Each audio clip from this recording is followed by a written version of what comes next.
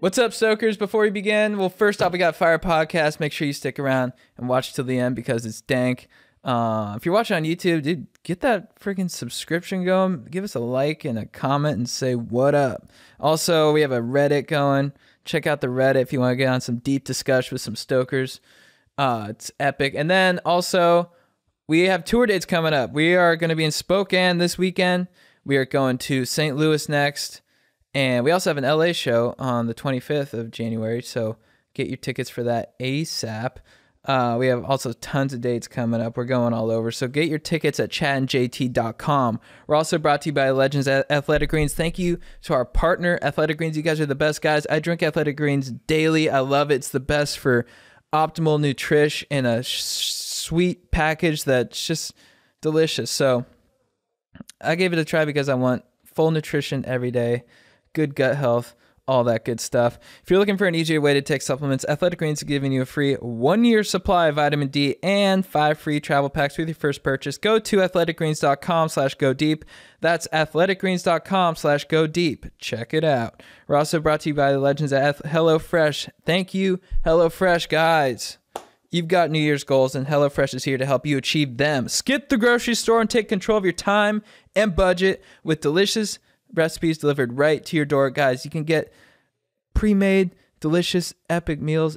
I love HelloFresh. I eat HelloFresh weekly. I love it. Go to HelloFresh.com/deep22 and use code deep22 for 22 free meals plus free shipping. That's HelloFresh.com/deep22 and use code deep22 for 22 free meals plus free shipping. HelloFresh tagline, America's #1 meal kit. I don't think I was supposed to read tagline, but what up? Let's start the show. What's with deep? Going deep, chatting JT. You know, in New York, John was... Oh, what a rookie. You got to call me JT on the pod. Okay, sorry. I'll leave it in. People know. But my parents call me JT. Like, that is my name. Okay, well, I'm sorry I met you at a time in your life where you were... Going by John. Let's just clear the air. From 19 to 28, I went by John. And Yeah. then I switched back to JT once we started doing our stuff. Whoa, that's so crazy. 19 to 28 was the lowest point in my life, too. Anyway, when JT came... Why would you be rude? You knew having me on this podcast, I was going to be... Yeah, I rude. was ready for the heat. All right. When John... I'm really going to fuck this up. When JT came to New York, I brought my dog and he was doing like one of these to pet it. Uh-huh. And he was like, yeah, I'm not really a dog guy. And I'm like, what do you mean you're not a dog guy? Do you like cats? He's like, no, I'm more of a horses person. Yeah, horses. Which is such a rich kid thing to say. I don't think so. I mean, it can be, depending on I didn't how touch you a met horse horses. as a child. That's not like, you don't have like it's not like a house cat. Like you have multiple homes if you have horses. I was friends with rugged cowboy types, wranglers, ranchers. Guys, in guys San in Diego? In Yellowstone. Well, no, because our vacation home was in Wyoming. Exactly my point. Exactly my point. Dude, when you touch a horse, you can their skin is like so soft, and you can feel how strong their heart is, the way it beats. Like you can feel that power inside their chest. Yeah, I know. I discovered calms that you in down. rehab. No, horses. Always talking about rehab. No, I know. Wait, you did horse therapy? Yeah, Where you, it's like, pet it? incredible because they pick up on your energy, so they're mirrors of you. So I was like, the horse is so nervous, and I was nervous to be with the horse, and the one was like, is the horse nervous or are you nervous? Whoa. And I was like, okay, well, I'm fucking nervous, but now I'm in a pen with a fucking spastic horse, so I'm more nervous. Right. Anyway. That's the thing. My dad took me horseback riding. He's like really into horses and stuff. He wants me to be a cowboy so bad. I think you're getting every it. time I go, You I'll look think, good in a cowboy every hat. time I go see him, he's like, you should buy this Carhartt stuff, you know? He's like, you should be a cowboy. good brand. My dad actually, he's like, this not lately, but I think probably like 5 years ago, he's like, you ever thought about being a country singer? Which is hilarious. You could make the switch easily. I'm going home. Yeah. Chris Daughtry. Chris Daughtry. That's your Is he country? country? No, I'm just fucking around. He's my guy. Chris love this. Daughtry. I love your country music. Whenever I ride a horse, the horse just takes control. I don't know how to. I can't. I'll try to like be like, all right, let's go right, and he's like, nah, we're going left. I don't know how to fucking. It's got to be a mind game, right? Yeah, you have to dominate it, right? Or you have to be in sync with it. When I ride, it's for me. I'm not that great, so I know I'm not going to be in total control of it. I'm just giving it suggestions. Right. I'm like, it'd be okay. nice if we did this, but I allow the beast to kind of run the show. Yeah. and I let it know like, hey, I'm a passenger here. Right. But I think you're supposed to like, like tough cowboys. That like, I saw this guy was breaking a horse one time, like making it rideable for other people, and I saw him. The horse was being like a pain in the ass. And he was like old school. He just took his thumb and stuck it in the horse's eye. Right. It's the craziest thing I've ever seen. Yeah. But it like he dominated. He was like, I'm gonna be in control. You're gonna do what I say. And It sounds like abuse. it was. But I think that was the methodology they used back then.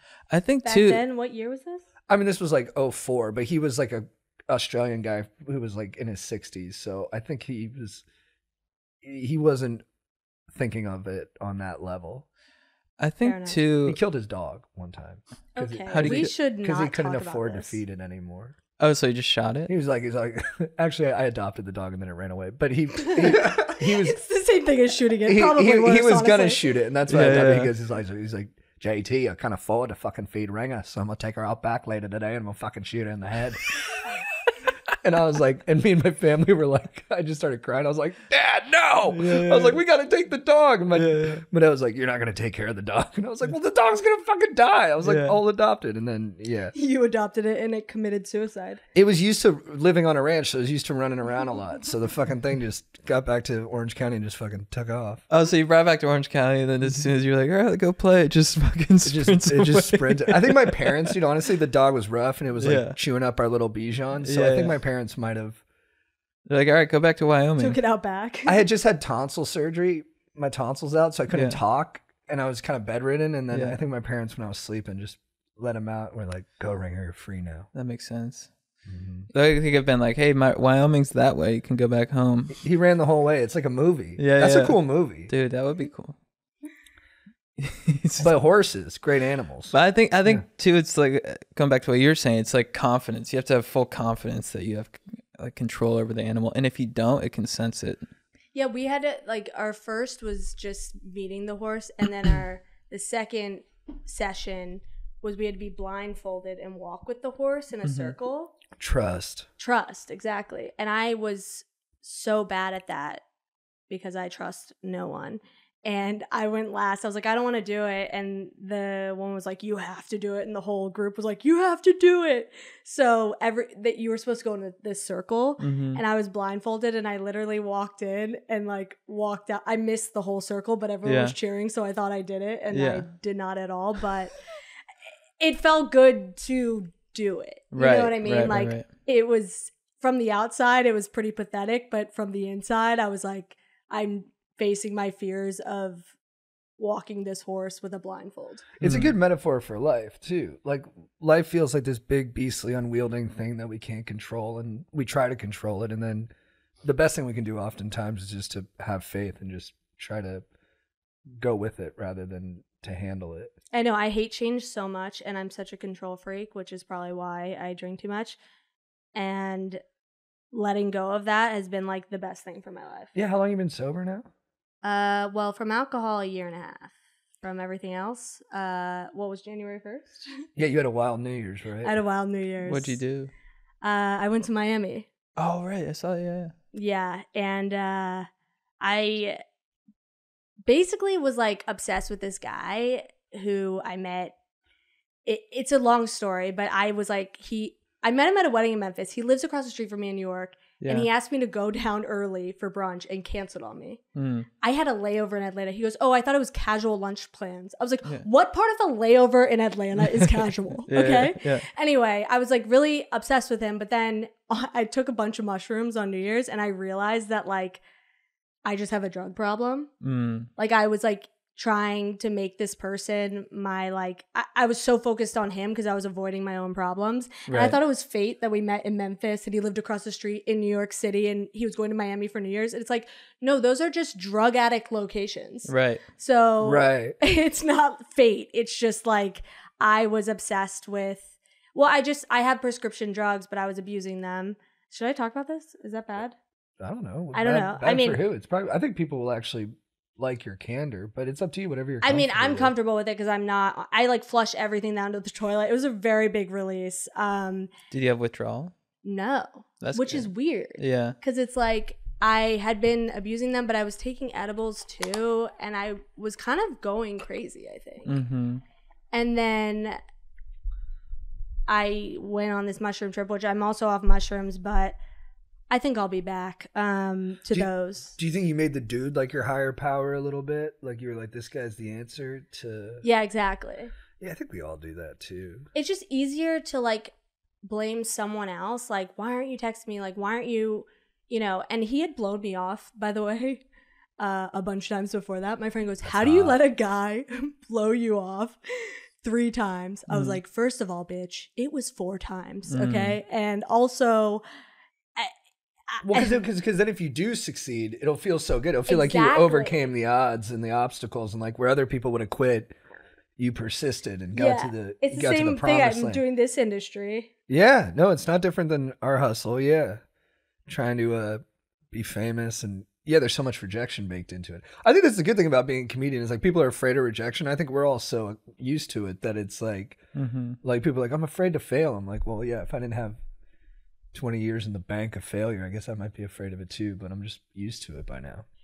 Yeah, I feel like that's my actual issue with relationships because I hate the gray area of like, I'm like, if you're going to reject me, just like get it over with. Yeah, say it harsh. Yeah. Be like, hey, fuck you. Get out of me here. You're like, okay, I can register that. Yeah, like I'd rather just like no, it's like a yes or no. And guys to me will be like, Hannah, it's not all black and white. And I'm like, it kind of is though. Like, because the gray area is easier for them to like, get away with stuff. yeah. Well, I remember too when dating. When dating, humble brag. Whilst dating, yeah, there's those guys. I remember there's one like who would just totally, she'd get you on the hook. She'd be like, "Yeah, we're going out tonight." Blah, blah, blah. I'm like, "All right, maybe I'll see you there," and then like just no response, and it's just but I kept. It's that thing of like they get you on the hook, and you're like. And then you feel like it's almost like one of those like arcade games where you're trying to like get the fucking stuffed animal. Yeah. Yeah. And you just like have the hook and you're just trying to like pick up the stuffed animal. And it drives you nuts. And before you know it, like 2 years have passed and you're still on the thing. Yeah, You're it just like, come on, I'm gonna get it. The little and your green friends alien. are like, come on, dude, get out of there. You're like, I'm not a quitter. I got this thing. I'm gonna grab it. I know. Well, that's the thing. I told my friend the next day after New Year's because I really let him have it. But honestly, it was a release. And then I was so over it. I was like, I mean, I look crazy to him, but he wasn't answering my calls anyway. So who cares?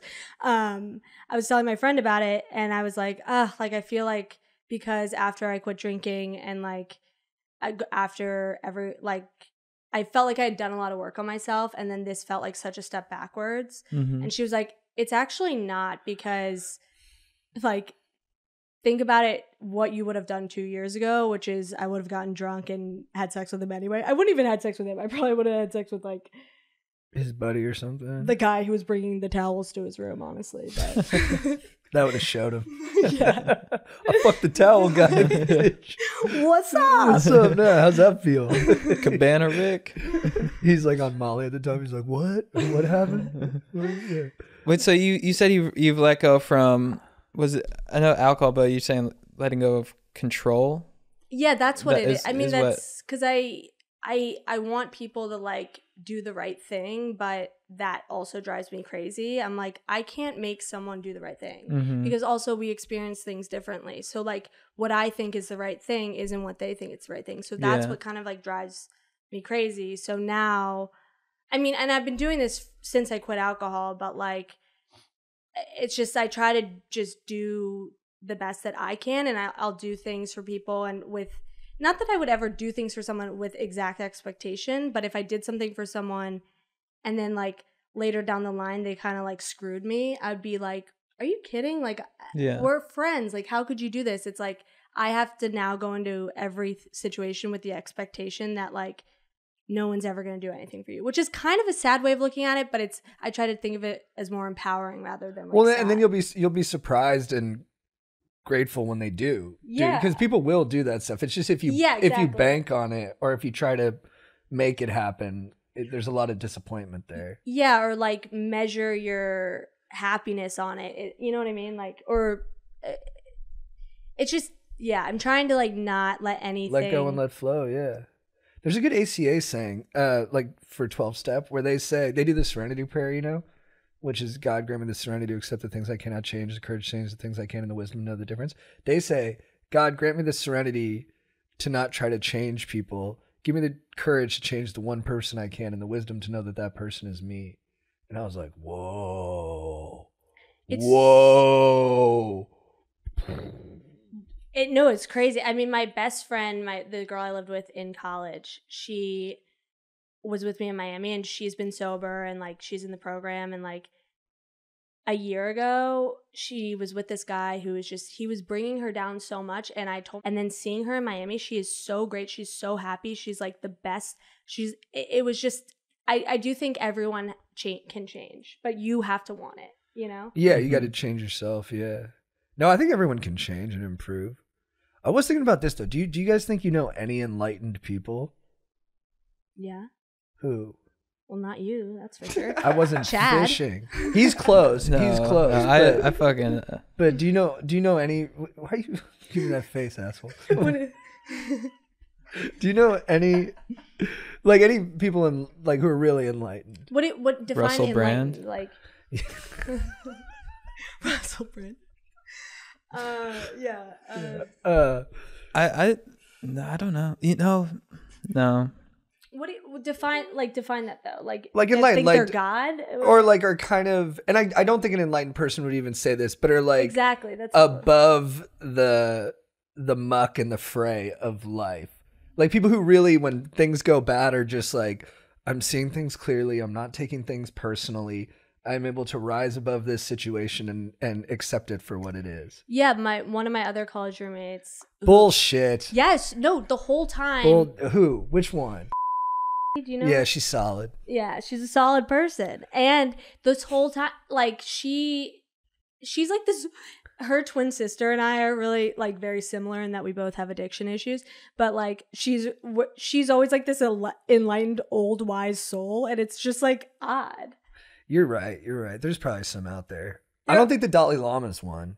You don't think so? Nah, because Why not? he's born the Dalai Lama and everyone tells him he's like special. Oh, he's born the Dalai Lama? I think they pick you when you're a baby. You got to pass some tests. But like, Oh. but I was thinking yesterday, I was like, if there was another Dalai Lama who started taking his gigs from him, Yeah. I think he'd kill that guy.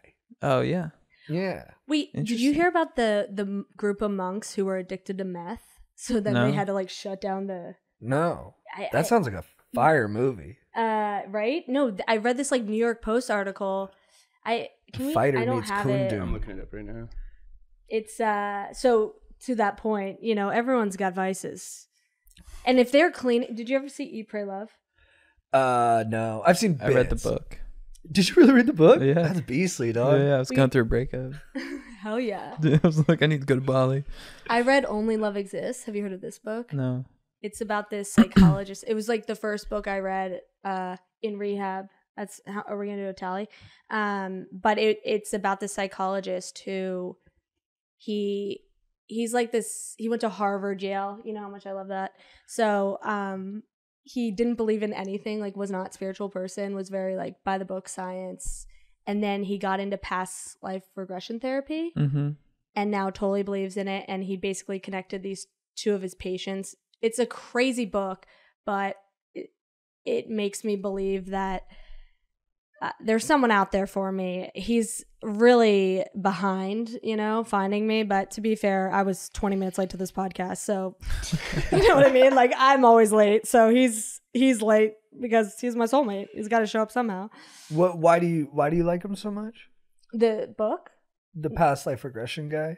Because he changed his beliefs. Like, he didn't believe in Like heaven and stuff like that? And then he just read the book. I don't want to ruin it, but Ruin it. okay, I can ruin the book. Yeah. Basically, he brings you in Spoiler alert. Spoiler alert. On this book. It's a dude. short book. It's worth the read. So he takes you back like puts people in these deep trances, and then, or whatever it is, and they go back to their past lives to solve like their pain or whatever they're going through in this life. Because if you don't solve whatever the problem is you're facing in this life or the challenge, it carries over to your next life. Right. Mm. So this woman who really wanted to find love, she was in this, she was talking about her past life that she entered. And this other guy talked about his past life. And they were the same exact stories. Mm. So he knew they were soulmates. But because of patient confidentiality, he couldn't tell them. And he also didn't want to like That's tough. connect them That's tough. because if he was wrong, then he would be fucked. Mm. So he scheduled their appointments around the same time. Mm. And he said they walked by each other and smiled, but nothing happened. And then she was moving to Boston. So he was like, it's over. He fucked it up. Okay. But then she was flying to Boston from Miami, my Vietnam. And she was flying to Boston and he was flying to New York, but there was a storm in Boston. So her flight got shifted to New York and she got on his flight and they saw each other in the like waiting area at the gate and they reconnected because they were like, oh, you go to this guy. And now they live in Mexico together and have 3 children. It's Whoa. fate. It's it was fate. and you can't interrupt it. And he stayed out of it. And he stayed out of it. And that's the whole point. And regardless, maybe he's full of shit, but my whole thing is like, of course I want a partner, but I've been forcing it so hard and like hurting myself that I'm like, I just got to let him come to me, which sucks because I'm such a control freak. And I'm like, where is he? I'm picking out my new apartment, renovating my new apartment. I would like him to be a part of it, but he's not fucking here. So I got to do it myself. You got to let go of the tree branch and just fall, and you're going to fall into like the warm embrace of the person you're supposed to be with. I know, but it's so annoying. Yeah, It it's takes terrible. forever. Well, then plus, like, it's not going to be all like rainbows and butterflies when you do meet that person. Like, it's going to be, it will be more. I think it will be. Let's not ruin my dream of that. What do you mean it's not gonna be rainbows and butterflies? It's gonna be fucking horrible. No, it's going to be great, but like, it's going to be the best thing ever. But you're going to have to like, it's still going to be a thing. It's still gonna be a challenge. Yeah. I do kind of feel that because I feel like it took me a long time to figure out who I am, and I'm still figuring it out. But I'm like comfortable with who I am now, so I'm just kind of like enjoying wearing weird shit, such as these glasses. And wearing weird shit's fun. What? Wearing weird shit It's is fun. the best. It's the best. And I get self-conscious when I like a guy, like even posting on the internet. I'm like, is he gonna want to fuck me if I post this video? You know what I mean? Oh, It's the totally. worst. Yeah, that's the word. I do that Yeah. shit too. So now that I have literally no one inside, I've been posting like and it's just freeing. And then you're also Yeah. filtering out the people who wouldn't be the right match. Because if you like it, the person who likes you for you will like that you're doing that. Maybe not. I post a lot of misses, but You got gotta to put feed the yourself out algo. there. You gotta feed the algorithm. It's so true. I think there's something too about when you sort of like when you let go, they just like appear. And that is with like everything into relationship. Yeah, but it's so tough. But I remember when I was dating, like trying to like find, just forcing it. Yeah, you were out there, brother. I was It's crazy for you to Brother say man. you were forcing it because like you're so hot and successful. Oh, and I say thanks. that as a friend because all my friends are like, "Is he single?" Like, I'm like, "It's not happening. I'm not hooking you up. That's it's not nice. happening." Anyway, but That's really sweet of you to say. But no, just kind of like this whole like needing to like just to have something going on so you just feel okay. You know what I mean? But then when you like let go of that and you're like I remember when I stopped. I like made a decision. I was like, I'm gonna stop like just trying to like date people just for the sake of like being out there and just like let go. And then I met my girlfriend like 3 weeks later.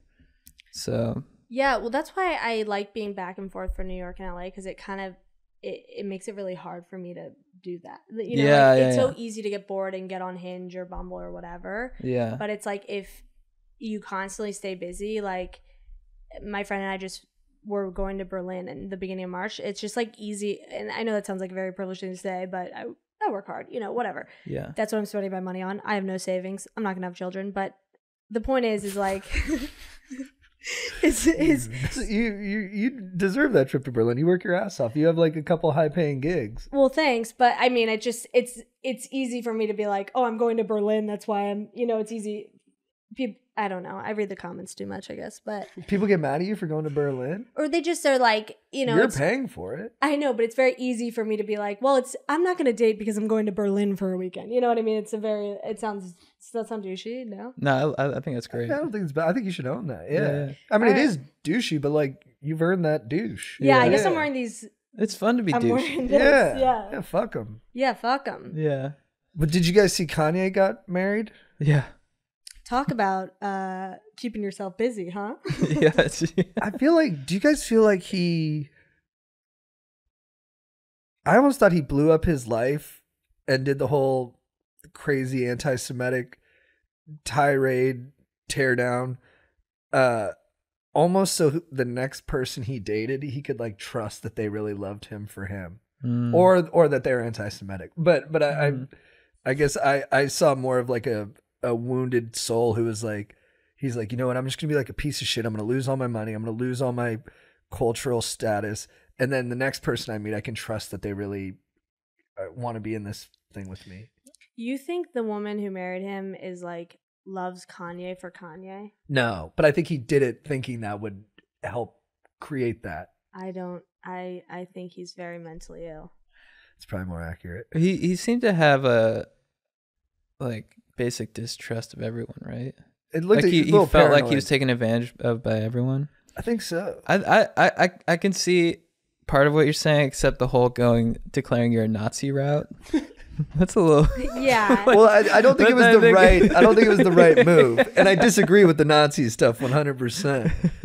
For real, for real. I mean, look at his face. Come Yeah. on, but Well, if it comes out, he's like, it's all part of my master plan. I found my Yeah. true love once I said Yeah. I'm like I'm just Hitler. saying. I'm in his head. I think when he's with her, Yeah, now, no, I he's like, got you, she's I a got real one. Yeah. Well, I mean, I guess that's why he married her, but it's a horrible investment on her part. But he also married her after like a month. That's also unstable behavior. Yeah, for sure. Yeah. I have some tea that randomly this guy told me, so this could totally not be true, but his friend hooked up with Kanye, Whoa. and she said he had a smelly penis. Ew. Man, Anyway, so all I think about is like he's How? a Nazi with a smelly penis. You know what I mean? Like, yikes. That's part of the whole blow up your life thing. did the rest of him smell or just his penis? And like, honestly, most I didn't really ask for details. balls. You expect balls are the smelly part of that whole situation. So for the shaft to smell. Dude, it's part of the method. He's I'm gonna put like stink bombs on my dick. Yeah, so the girl who likes going down on me is a real one. Yeah. Honestly, the one guy I The real hooked up one, with a smelly filtering penis. process. I've hooked up with one guy with a smelly dick, and probably a few, but like soberly, I was like, oh, okay. He worked in music, so Whoa. maybe it's a music thing. You know, also it's like In the studio. it might all be like night. people who are It's the studio. I hooked up with one girl who had a smelly, wasn't horrible, but it was like too natural.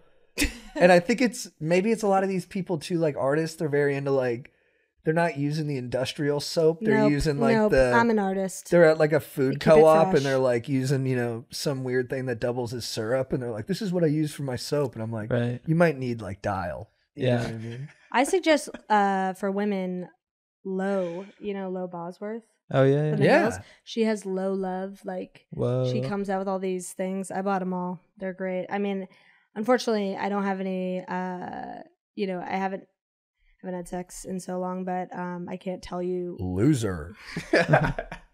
I know. I was like trying to hold out for Miami. I literally, I and then roasted it's you, like dude. I couldn't even. I roasted you, bro. I know. Anyway, Sorry. I think the Kanye smelly penis thing makes sense because if you see his outfits, it's always like denim jeans, big Baggy. boots. His shit is like so sweaty down there, I would assume. Right. That's true. It's like his fashion is so fucking He's in weird. like 6 Right. layers of military fatigues. yeah. in that Sherman Oaks sun. That's gonna. that's true. That Gap display wasn't exactly Yeah. not stinky. And he makes the Whoa. clothes like homeless clothes. Right. It's like homeless chic. So maybe he's like taking naps outside of a Walmart in Van Nuys, Yeah. just brewing. Did you watch the? Did you guys watch the? We'll probably cut all this, but we could give it a shot. Did you guys watch the Dalia doc? Of Oh course, I yeah. watched it. I was kind of hurt that You I were wasn't- hurt. No. I was gonna make a joke. I'm sorry. First, I want to say, it's horrendous and ugly. But at the end, he kind of is like, "Hey, people are gonna say I made this," because it was a comedian, right? He's like, "People are gonna say I made this video because I'm jealous of Crystalia, but there's other handsome, successful comedians that are killing it." You mentioned like Trevor Wallace and Moses Storm, and I was a little hurt I wasn't included on that. Oh, yeah, me too. I watched that too. I was hurt too. Yeah. It's like, bro. It's like, dude, I'm selling tickets and I'm like working out a lot. Yeah. I was like, you could have thrown me into the mix. Man. Yeah. Maybe he's seen your set. Yeah. Well, yeah. Hopefully, it's more about the material. But then also, so D'Elia's response to it has been interesting. He goes really hard into being like, "I got a kid and a wife, and I'm a good guy." Did you see he posted a video yesterday of him rescuing a dog off the freeway? Dude, yeah. Mm-hmm. So I heard from somebody he hired that dog. I believe it. I believe that. Like he hired the dog, dude. I can't tell if you're joking or not. I mean, I'm kind of kidding, but like, okay, the person said it as a joke, and then Yeah. I couldn't shake it. I was like, he might have. Well, yeah, the timing. I was like, dude. I work. He might have just got a stray, put it out there, and then did the whole thing. Yeah. No, definitely. I mean, when AOC went down to the border and it turned out to be a parking lot, That's hilarious. What happened? she went down to the border and posted all these pics because she was like against this gate, and then the real photos got released and she was just in an empty parking lot. That's hilarious. Whoa. Yeah, she's annoying. But at least she's fighting for the right thing. She is a little annoying, but No, I think she's. When I watched that Bringing Down the House doc, I was like, look, she has a star quality. There's no doubt about it. And then, yeah, she champions causes that I believe in. But I'm just. No, I totally get it. I don't pay much attention, but some of the tweets, I'm like. no, ah. yeah, I definitely wouldn't want to hang out with her. But Yeah, you would. If you had an opportunity to hang out with her, go my get lunch. You would go to I'm from Miami with DC. My friend lived in her building and hung out with her. Oh, really? Yeah, he What'd said she she's say? cool. He said she's cool, but Yeah. Oh, I that's was good. never itching to be like, "Can I come?" So I Right. did have the opportunity, you little bitch. Whoa. But I don't. Dude, I love DC, by the way. You do? Oh, I love it. Yeah. We're going back in You didn't April, and really I have the just do opportunity. tours of all the. Wait, what are you doing? Arlington Draft House? Yeah. Can I open for you guys? Yeah. We got a bunch of people asking. Hell yeah. I'm trying to get into that club. No, you can. Of course. Dude, Only if you go to the Air and Space. I took Joe and JT on a bus tour to see all the monuments. So you That was fun. gotta do historical Long, shit. long, I'm but down. fun. I'm down. I'm going to the Air I and got a Space car. Museum. He went to the next. fucking Museum of Tolerance at 7 a.m. It was like Saturday night. We're like, you want to go to a bar? He's like, I got to get up early. I'm going to the Museum of Tolerance. Yeah. For those who aren't in the know, it's the Holocaust Museum. Yeah. Like, all right. I know it's funny. Be easy, brother. Our buddy Reggie's like, he's like, would you want to do can I talk about this? Yeah. Cameras following you guys on tour. I'm like, that's gonna be me going to bed early at like 10 p.m. Just drinking Shirley Temples. No, our tour is very boring. Yeah. It's funny too. Sometimes the stokers, they'll be like, you guys coming out partying tonight? We're like, we're actually both going to bed. And Yeah. they think we're making a joke. They go, yeah, bed. Yeah. I'm like, no, seriously. I'm in the middle of Family Stone right now. I gotta Yeah, finish I gotta that. go crush that. Yeah. no, yeah, I'm down to do that. And I could use my mom's car so we can You can power Oh, nice. we don't need Hell to get a yeah, bus. We should get those we should get astronaut jumpsuits. Yeah. I'd That'd be be down. fun. And they just remodeled it too. I wasn't able to go last year because they were revamping it. So Oh, that's why you're hitting DC again, huh? yeah. I mean, growing up there, it wasn't the best because whenever someone came to visit you, you had to go see all the monuments. Mm-hmm. But it's funny because my friends came to visit in college. They're like, Hannah, what monument is that? I'm like, how the fuck am I supposed to know? I'm like, you have a book too, bitch. And they were like, I don't know, you grew up here and went and saw them. And it was It's like the Lincoln Memorial. Yeah. Right, I don't fucking know They where are that kind of is. obvious too. Like the Washington one's the pencil. Yeah, I know. And that's the one she asked me. And I'm like, I don't know. Are you not into like founding fathers stuff? No, because I'm a woman and they kind of made it not the best for us, huh? That's easy to say. Who's your Yeah, favorite I know. president? It's easy to say. Who's my favorite? Barack Obama, of course. He was sick. Or, Bill Clinton. Yeah, he was cool too. Just kidding. I don't know. I don't know who my favorite president was. When do you think we'll have our first female president? I think the world will end before that happens. Really? Whoa. I don't know. I think it's like women were naturally more unlikable. And like if I'm being honest, like as someone who it's like I constantly get credit, and I'm not like poor me, but I also do it too. I'm like, oh, she's kind of annoying. Or like my contractor, my first contractor for my apartment fired me for my attitude because I was like, he lied. Literally. He fired me because he lied about getting the permits, and I was like, you have to get the permits today. And I called his boss and I said, am I going to get to... It was a little extreme. I called his boss and I was like, is Andrew going to let me live in his house? And I was like, he lied about the permits. And I was like, I was really upset because he wasn't responding to me. Mm-hmm. So I called his boss and said he lied about the permits. And he fired me and said my attitude was bad. It was actually the same reason why the guy in Miami, they sounded exactly the same. They said my attitude was bad and calling them a liar and debasing their character. And it's like, would he? And he said my attitude. But if a man had called him out for lying, he wouldn't have said you have an attitude problem. It's interesting. Yeah, I'm not sure. I think about stuff like that a lot. I can never make heads or tails of it. I mean, and I can totally be a bitch. So like, fine, fire me. I was glad he fired me because then I didn't have to like pay any fees. Right, you could work with someone else. Yeah, and now I'm working with someone who's great. But it was like a frustrating thing in the moment because I was like, he called my dad. Whoa. And he was like, as a father, because I wrote in the email, I'm paying for this. This is my money. My dad was like, because my dad's a contractor, he was involved, but he called my dad to tell him. And my dad was like, why are you calling me? Like, like going above your head, like he has to talk to a man to handle the issue. Exactly. And and the money was coming directly from me. It's not like the check. Your dad had no involvement. No involvement. And so I said in the email, that is so sexist. That is so blatantly sexist. He goes, as a father myself. And I wrote back, as a father yourself, you're 3 years older than me, dude. You just made a mistake. You said that? Yeah, of course I said that. I was so pissed. And I have an attitude problem. Old Hannah Banana going for the jugular. So you think when he called my dad and fired me on a fucking email chain with my, like, no. Hey, I respect it, man. You're not afraid to throw those hands verbally. No, because they've been thrown at me, so I got, you know what I mean? Yeah, like, you give it as good as you get. Bring it, bitch. Anyway. Some motherfucker. I don't even know what the monuments are. Yeah. Sorry. So you think when women take on a more masculine kind of role, it's inherently kind of off-putting? Yeah, because I think it emasculates men too, so it's like they're less likely to vote. Yeah. For women, and it's not all men. I'm not saying all men. I'm not saying everyone. I do it too. It's just like an inherent thing that has like been in, something our founding fathers gave us. So I think it's harder to get shit done with a woman because we are so skeptical of it. And so I don't know. I mean, maybe not when the world ends, but I don't know. When do you think? I think Glenn Close in Air Force One is very likable. Yeah, she was steely. She's the VP. She handled shit well. Yeah.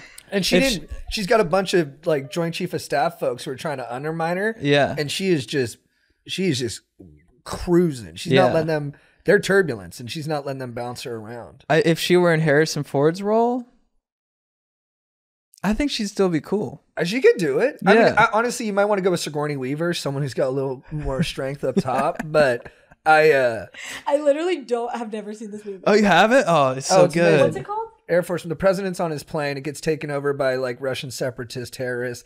They think he escapes through a pod. He's a badass former military guy, Harrison Ford. He stays on the plane to save his family, to save the rest of his crew, and to kill the bad guys.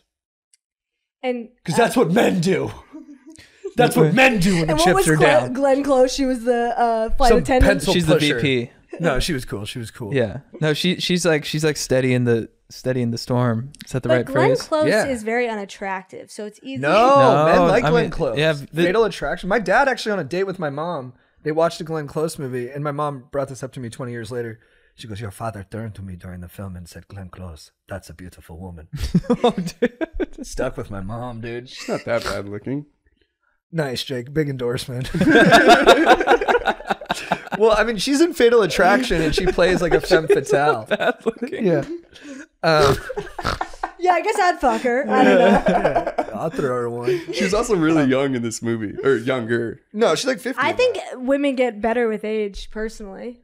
Yeah, some we're writing Yeah. something, and we need to have like an older paramour, and we're looking at Susan Sarandon, and she is still, Dude, she still what is she got like it. 75, 80? Mm-hmm. Still looking good. Hot. She's getting up there.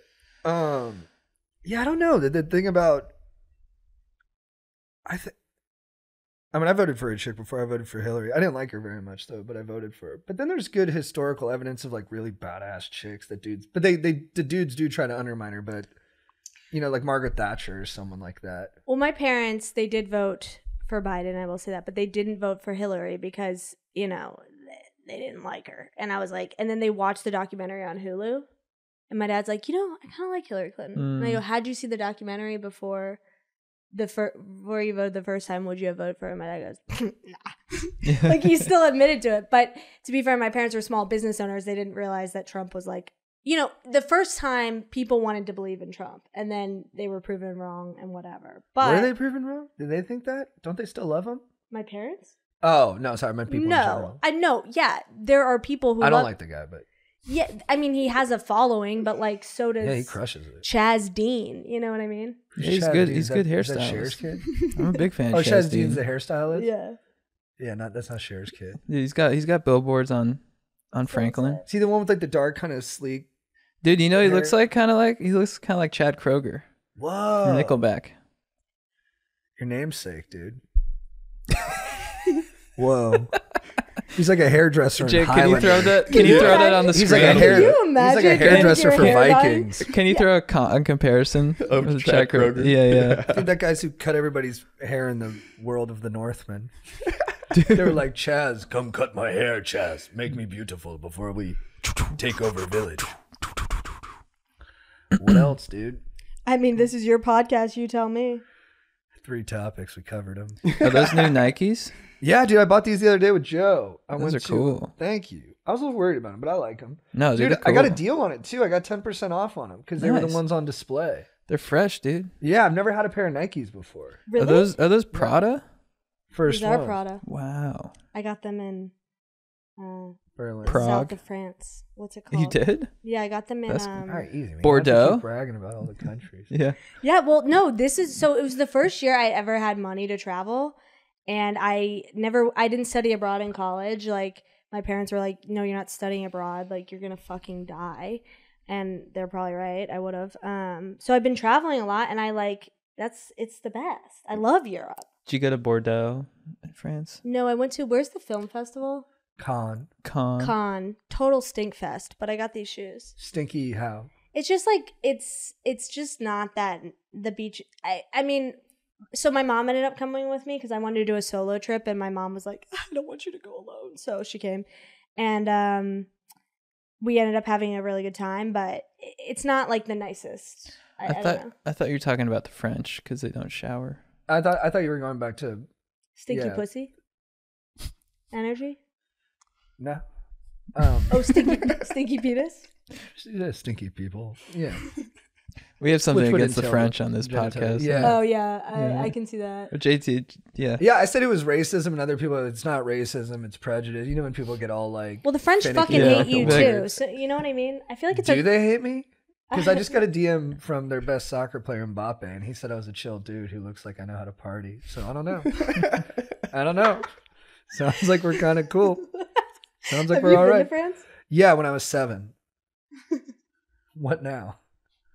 I'm And I sure you made partied. an impact. I I believe yeah, it. I went out to the disco every night. Me and my 5-year-old brother, we'd slam down a ham and cheese croissant, and then we'd go dance to techno.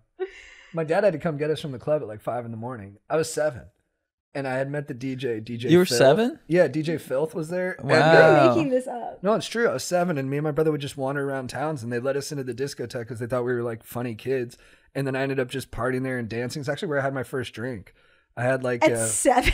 yeah, I had like 5 gin and tonics, and then Whoa. I was pretty buzzed, and I ended up hooking up with an older girl. There was like a 12-year-old there, and me and her mac Wow. and cheese did a bit. Nice. What do Yeah. you mean mac and cheese? And they Like wanted to- ate mac and cheese, they- or like you? We kissed, and they wanted to hire me to be like an because I was outgoing as a 7-year-old, and they're like, dude, it'd be really funny to have a 7-year-old here who was like on the mic, getting the crowd hyped, and then and I was like, yeah, but I got to get back because I have a karate tournament in a couple weeks, so I'm gonna have to punt on that and head back to the States. Do you ever think about where your life would have gone if you had opted for, promoter at the club instead of Karate Kid? I think it would have burned bright, but it would have burned quick. Like, I Right. don't think at that age I had the self-discipline to not get too caught up in the lifestyle. Right.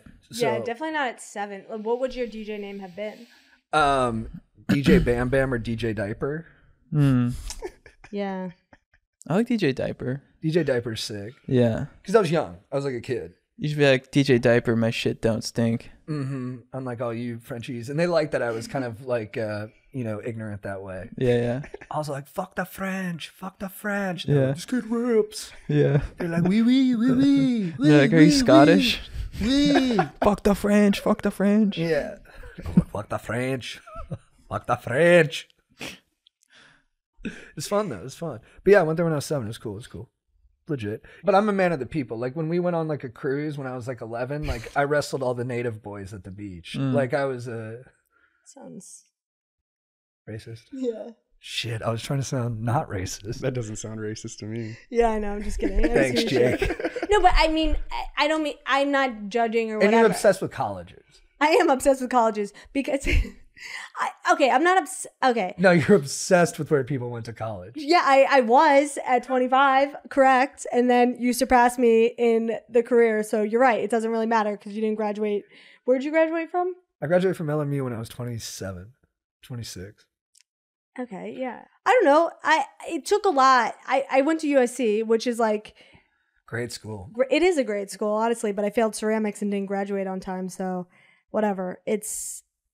I studied film, so you can't even get a job from that. But I was a straight A student in high school. Like I worked so hard. So I just think it says something where you went to school is that you're a hard worker. I guess not all the time. I mean, my SAT scores were, I got a 1800 on my SATs. That's good. It's not USC good. The admissions process now seems crazy though. I think I don't know. All the extracurriculars and all that kind of stuff. Do you do all that shit? Yeah, I was captain of my high school dance team, National Honor Society, editor of my newspaper. Yeah. That's solid. I know. That's a fucking resume. Yeah. So I think, I mean, I kind of burned out and then got addicted to Adderall, so that says something. But I don't know. That's what everyone does in college. Weren't you a big Adderall guy in college? Oh yeah, I was prescribed it. Me too. But I think it was making me super depressed and insane. It changed my personality. Maybe like so. Yeah, and then I was super because I have an addictive personality. So if I had to study, I'd wake up at like 6, take 2, and then let the Adderall wake me up, and then I'd study all day. But I would take so much, and then I just like stopped my prescription after college because I was like, I can't continue this way. Yeah, it turns you I into wouldn't a husk. eat. You know what I would eat? I would go to 7-Eleven. I'd get hard boiled eggs and then 3 tall cans of Bud Light to go to sleep Oh my because god. I had taken so much. Oh Yeah, the my booze. God. The booze helps take the edge off. That's Yeah. the thing too.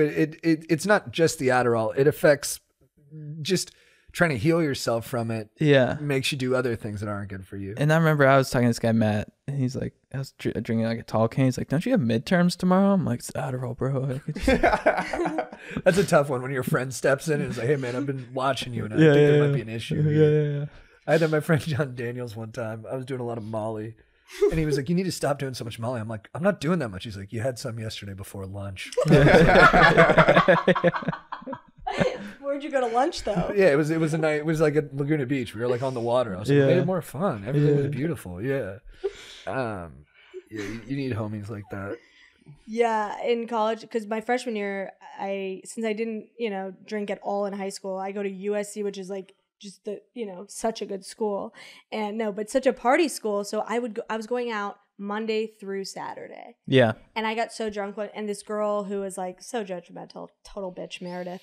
She goes, I saw her in the cafeteria the next day. She goes, and I remember seeing her, so I was like, I remembered that night, so I wasn't even that drunk. She goes, yeah, I saw you last night. Way too drunk for a Tuesday. Oh, And God. I was like, okay, Meredith, fuck off. Yeah. But Meredith has a point. I thought about that a lot as I was struggling with my addiction. I was like, Meredith really called me out early.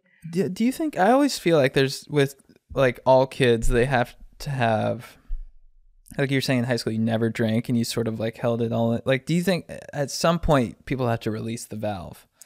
And it either happens in college or after college, but at some point, most people release the valve and they go kind of overboard with the partying for like a few years. Yeah, I mean, that's what I realized in rehab.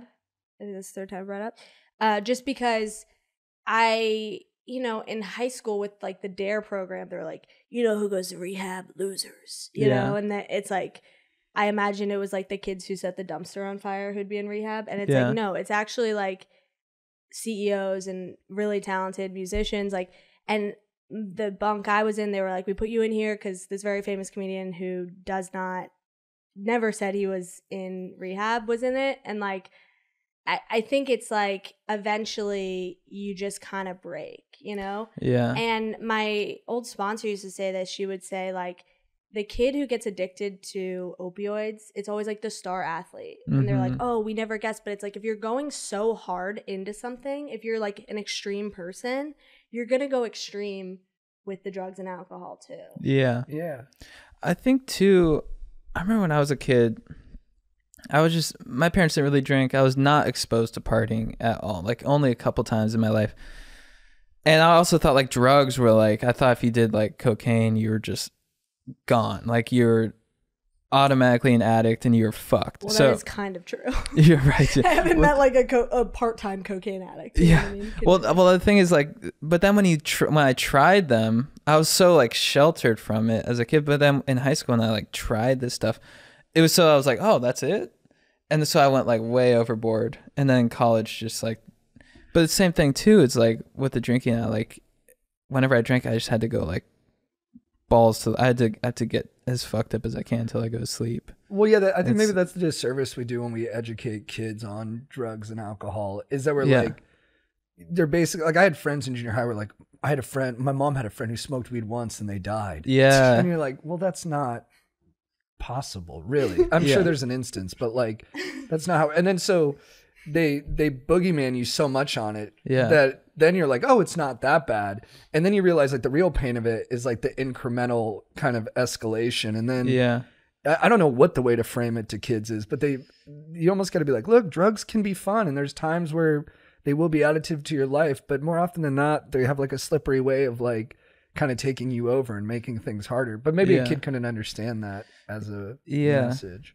I don't know. It's tough because I deal with that too. It's like I don't really drink that much anymore because I just go straight to blackout.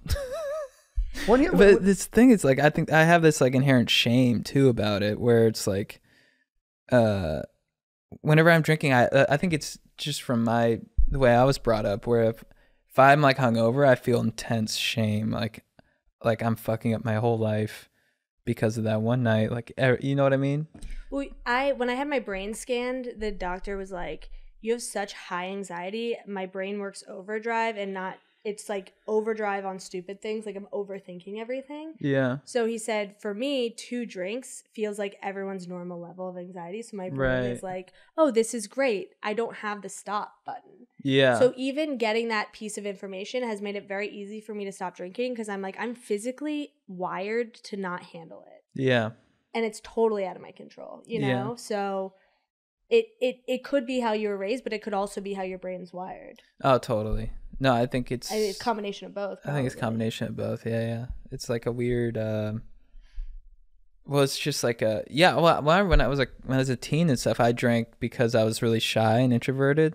And I was like, when I got drunk, I'm like, this is who I want to be, you know? So it's like, for me, it was like the gateway to being like the more outgoing person. It was like your I Iron wanted to Man be. suit or something. Exactly. Like Yeah. That was me with sex. Cause like Yeah. I wasn't asked to prom. Like I was like not like hot in high school, you know, I wasn't like a hot 15-year-old. Mm-hmm. And so when guys like liked me in college, liked is a strong word, but like when guys were interested in putting their dick inside of me, I was like, oh my God, like that's like seemed valuable to me. And that's why, but I would need to get drunk to do it. Right. Yeah. It's a slippery stuff. I love sobriety though. Do you love it? How do you feel about it? It's the best. You know what's so great about it is like when you're sober for a while, it's like you feel like every day you're just like building your life more and more. That's my favorite feeling. It's like we get like a month of sobriety, and so every day you're just sort of like, I'm doing this, I'm doing that, I'm like building my life. Whereas then when you drink, it feels like I just sort of like step back and I'm resigned to, I don't know. It's just sort of like, it feels like giving up a little bit. I don't know what that feeling is. I haven't had a drink or smoked weed in like 2 months Yeah. to join you guys Yeah. in this. Yeah. And I will say it makes me more excited. Like doing the podcast, I'm more excited to do it. Right. Like if I drank yesterday, I'd be like, fuck, I gotta work today. Like it would be Yeah. work. Yeah. But then because I'm sober, I just have more natural energy and I'm like, it's gonna be fun doing the podcast. I'm gonna Yeah, rip yeah. this shit. Yeah. And it just I think anytime you not for everyone, and it all depends on where you're at in your life and what your ambitions are, but like and obviously people can succeed when they're getting fucked up. But like for me at least, like you're saying, when I drink or do drugs, it's like it's slowing me down a bit. Yeah, totally. I'm adding weight to the journey up the mountain. Well, I also think I use it as a way to escape my anxiety or whatever I'm feeling or the rejection, and so without it, you have to find things that are going to make you happy. So like I live in, I mostly live in New York, but it's weird because I saw this psychic who was like, she's really good, but she is really good. Because I was like, Plug her. What's her name? her name's Tara, but she's on a sabbatical right now to write a book, so she's not taking on new clients Every but- time. Every time. But she goes, you got to stay sober. And I was like, I am. And she's like, are you? Because I hadn't told anyone I had been abusing prescription drugs. Like literally I told no one. She goes, be honest with yourself. We both know you're not. And I was like, whoa. shit. Whoa. And she was like, you're about to move. And I was like, at this point, not planning on coming out to LA. And I was like, oh, well, I guess I bought a place. That's a big move. She was like, no, it's bigger than that. You're going to be a lot happier. And then I literally got this opportunity to move out here. And I was like, I've been so much happier. But like, Right. and I've been forcing myself to find things and go after things that make me happy because I don't have like alcohol. I don't have weed. I don't have, and I don't have the Adderall to keep me going. So it's like I have to do, it's just more powerful that way. Yeah, totally.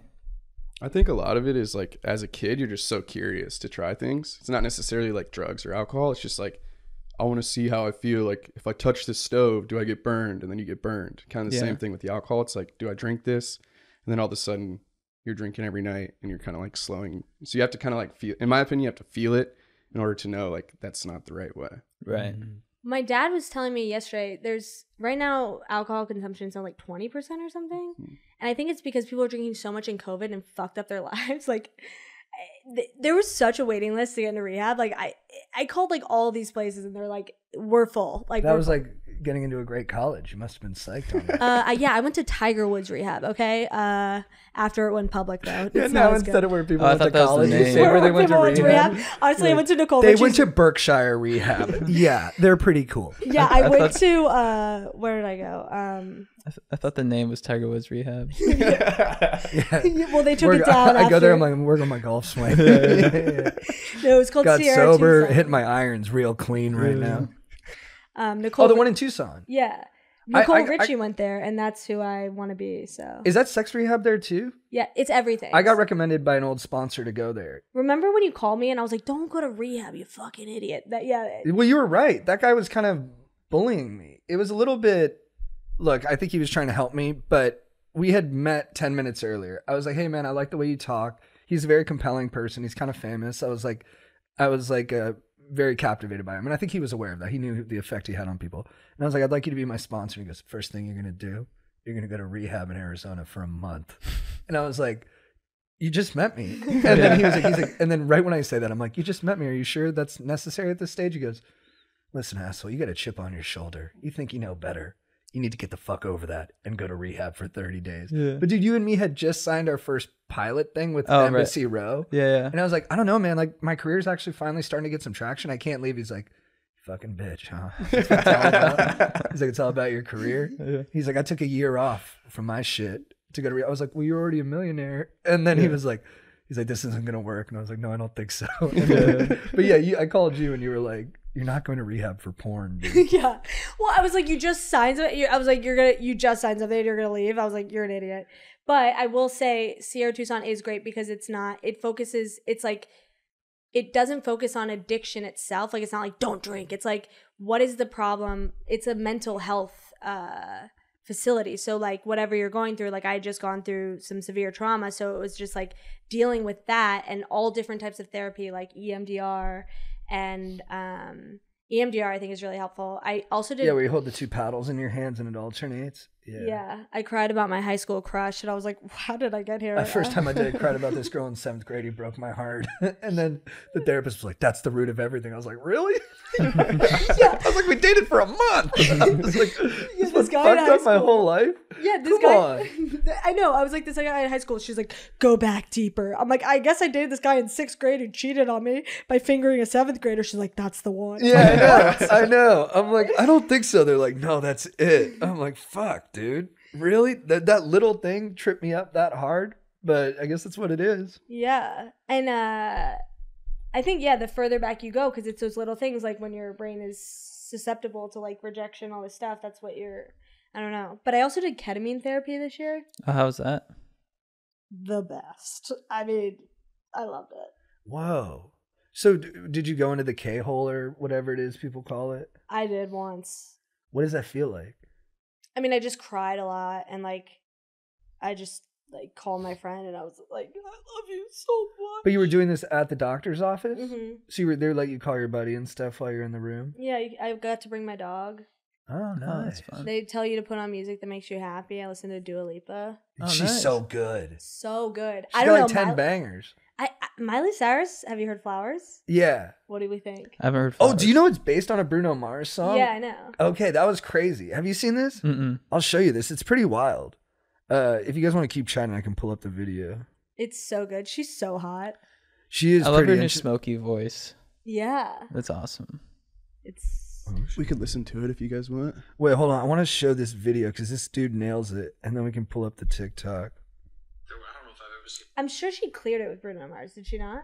She had to, right? Yeah. Because that song, that Bruno Mars song is played on like so many weddings and it's like, oh, you gotta meet, it's like so about finding a person and hers is about like loving yourself. Our ocean waves are my This safe. insider.com says it's about her ex-husband, Liam Hemsworth. Yeah. I haven't listened to the song, but So he dedicated the Bruno Mars song. He dedicated the Bruno Mars song "I Should Have Bought You Flowers" to her. So her new song is like a word for word response to that. Check it out.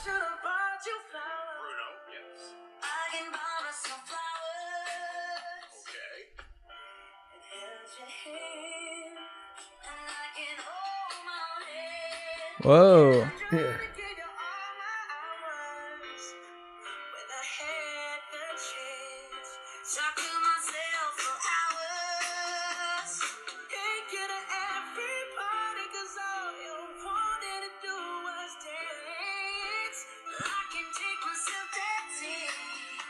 Yeah, but that's so clearly like, there's no way she just ripped that. Like it's based off that. Yeah, that's what I mean. Oh yeah, but is this guy saying she ripped it?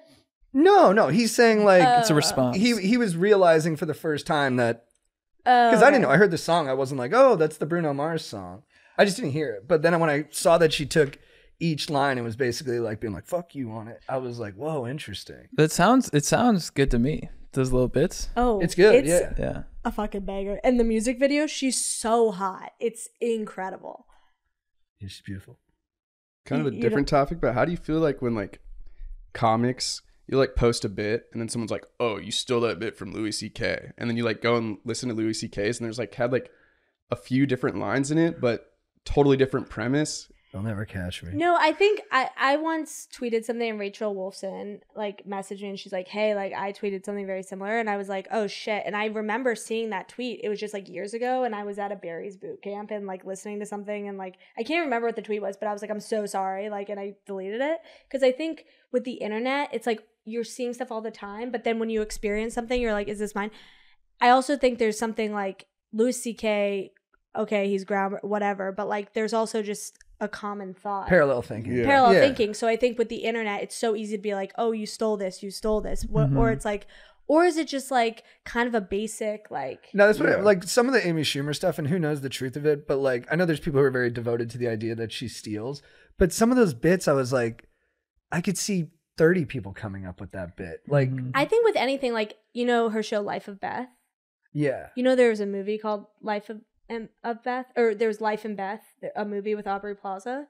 that came out at the same time. And it's like, I just think Amy Schumer is just so fucking basic and like isn't that creative. Whoa, shots fired, Hannah. I'm not a fan. Going after the king, you best not miss. Well, I used to be a huge fan, and then I met her and she was so fucking rude to me, and I was like, no longer a fan. Yeah, I've heard some dirt too. She was rude.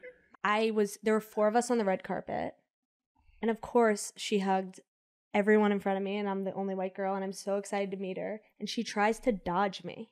Because she feels like you guys are on the same corner, so she can't be nice to you because you're blonde. Which is so insane to me, because I'm like, you have everything. You are so fucking successful. How am I even a threat to you? This is my Dalai Lama point. It's like everyone can be nice, but if someone's on your corner, all of a sudden you're like, you know. And I heard that the demon comes out. I heard she texted another very famous female comedian saying, "You're stealing feminism. That's my thing," which is just like the funniest fucking thing to say. Bro, I had to text that to Chad one time. He was doing some bits, and I was like, bro, I'm kind of the feminist here, bro. Yeah. Back off, dog. I was like, what's the deal with men? Yeah, dude, come on, man. Yeah. Come on. Man, you need to do better. That was my punchline. Men, be better. Yeah, that's the special name of the special. Men, be better. It's funny, too, because it's like, actually, it's like, I'm not even mad at the message. It's just there's no guy in the world who can deliver that and not sound like a fucking douchebag. No, you know what I mean? no. Any guy says that, I'm like, who the fuck are you, chief? Yeah. Yeah, You grab tits. You grab tits.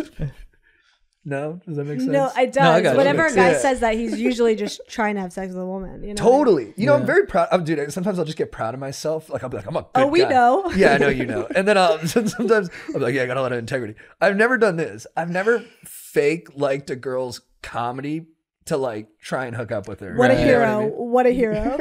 Hey, I think that's pretty good. That's pretty good. There's a lot of fellas out there who be like, hey, I like that bit. We should get together and write. And then like 2 hours later, they're trying to bang. I always took the direct course. And they'd be like, did you like my set? I'd be like, no, but I'd like to bang still. Why don't we write sometime? Like, why don't we just... Yeah. Well, you know, Chad and I used to write together at this Starbucks. I Never tried came to a bang couple me. times. The Grove. Yeah. Dude, yeah. No, that coffee bean on Sunset with the smelly guy. There too. But you guys went to we the went to Grove? both. Yeah. Yeah. I was there. Were you? Yeah, what was that, like 20 Yeah, that we was like came up with all the 2016? tags, dumbass. Was that 2016? Yeah. Yeah. Somewhere around there. It was yeah, because crazy. I remember Trump was about to be elected. It was like during that era. We were all so psyched. Yeah. We were so pumped. Time We were of our like, lives. finally. I was like, "Are you ready? Are you ready for the big day? I was like, gonna get my lifted truck. I might get a truck. I might get a You gonna get a Bronco. truck? You can get a Bronco? You guys like Get a Broncos? Oh my god! If you get a Bronco, it's so annoying because I love Broncos. So, Sorry.